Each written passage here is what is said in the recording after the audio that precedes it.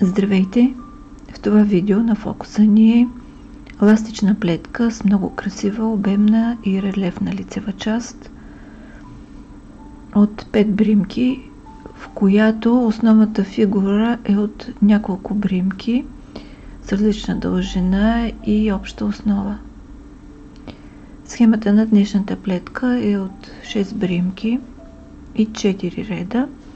На мострата ми има и една опакова бримка за симетрия, както и 4 крайни бримки по 2 от двете страни. Започваме. Първият ред е от лицевата страна, след двете крайни бримки имаме една опакова, която е разделител, и следват 5 бримки от лицевата част. Първата изплитаме лицево, средните 3, двете обръщаме по този начин, така че втората да дойде първа, след което ги подхващаме и трите и изваждаме една бримка, наметка, още една бримка. Така от 3 изплетахме 3, като средната е централна. Лицева, опакова, лицева. И отново обръщаме двете бримки и ги връщаме на куката. Подхващаме ги трите и изваждаме една, две, три. И отново лицева. Опакова, лицева. Обръщаме две, връщаме ги на лявата кука и от трите изваждаме 3. Лицева, опакова, лицева.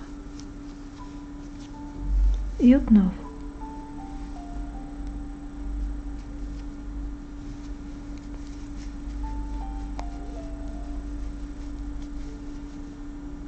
И така до края на реда.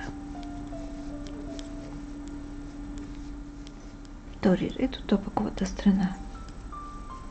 След двете крайни бримки разделителя лицево, след което една опакова. Следват централните 3 бримки, които едната сваляме, наметката изплитаме опаково и третата сваляме.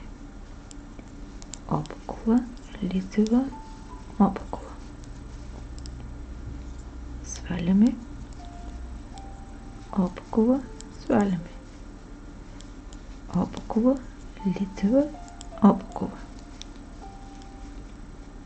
Сваляме, опакова, сваляме. И плетем така до края на реда.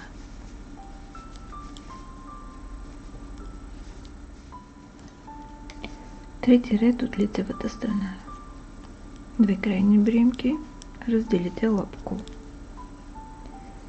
След което тези две бримки трябва да сменим местата им с наклон дясно.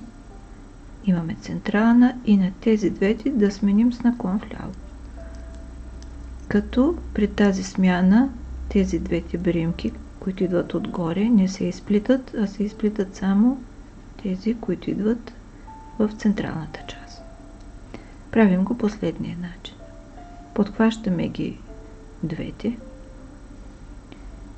намятаме и изваждаме куката между тях. По този начин едната се изплете, а другата дойде вдясно. Централната изплитаме лицево. Наклона вляво правим последния начин. Изплитаме втората, първата сваляме. Ето, сега имаме 3 в средата и 2 в края. След което разделител опаково. Размяна на бримките с наклон вдясно, лицева. С наклон вляво, опакова. С наклон дясно, лицева, с наклон вляво, опакова. И продължаваме така до края на реда.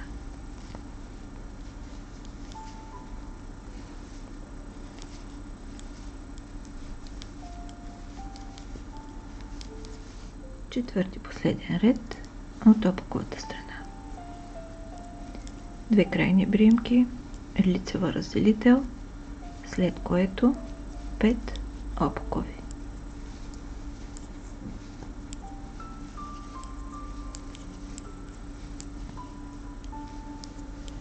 Една лицева, 5 опакови.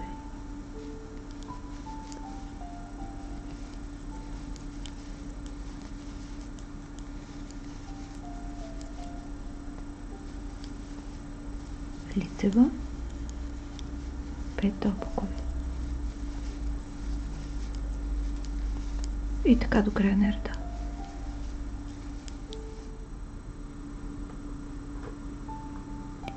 В заключение, тази плетка е типичен представител на плетките с дълги бримки.